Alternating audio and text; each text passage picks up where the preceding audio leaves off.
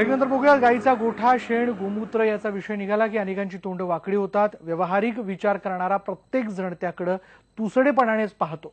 मात्र याच गाईच्या शेणाने आणि गोमूत्राने आता थेट परदेश गाठायची तयारी केली आहे। देशी गाईच्या शेणापासून बनवलेल्या गौऱ्यांना आता जर्मनीतून मागणी आली आहे आणि त्यामुळे गाई भाकड झाल्यानं विकणाऱ्यांच्या डोळ्यामध्ये अंजन घालणारा हा प्रयोग आहे।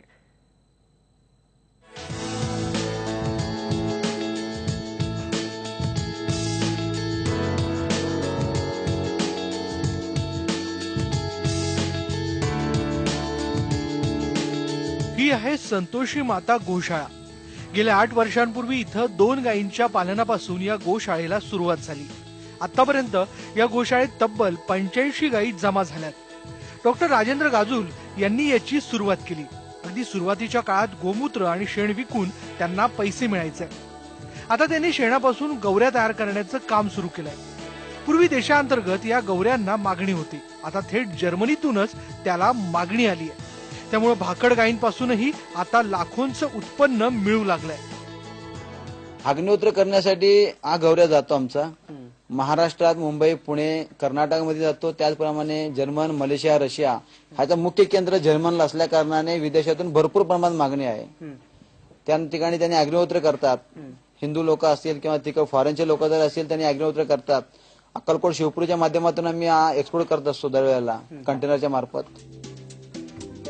या गोशाळेनं आता पंचगव्य गोविज्ञान संशोधन केंद्रही सुरू केलंय। त्यांनी धूपबत्ती, डास पळून लावणारं लिक्विड अशी उत्पादनं तयार केली आहेत। या गोशाळेत एकूण 25 जण काम करतायत। इथं आम्ही 7 वर्षाला काम करायला लागलो। मी पण आमचा भाऊ बशीर पण दोघं मिळून इथंच काम करायला।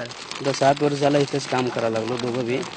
इथं मालक मजुरी पण देते, सगळं व्यवस्थित आहे। कामचं काय टेन्शन नाही, असं सगळं।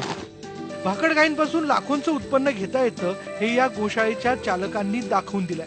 त्यामुळे गोहत्येवर बंदी घालणाऱ्या सरकारनं केवळ कायदा करून चालणार नाही, तर राज्यातल्या हजारो गोशाळांना अशा प्रकारचं उत्पन्न मिळवून देणारं मॉडेल बनवणं महत्वाचं आहे।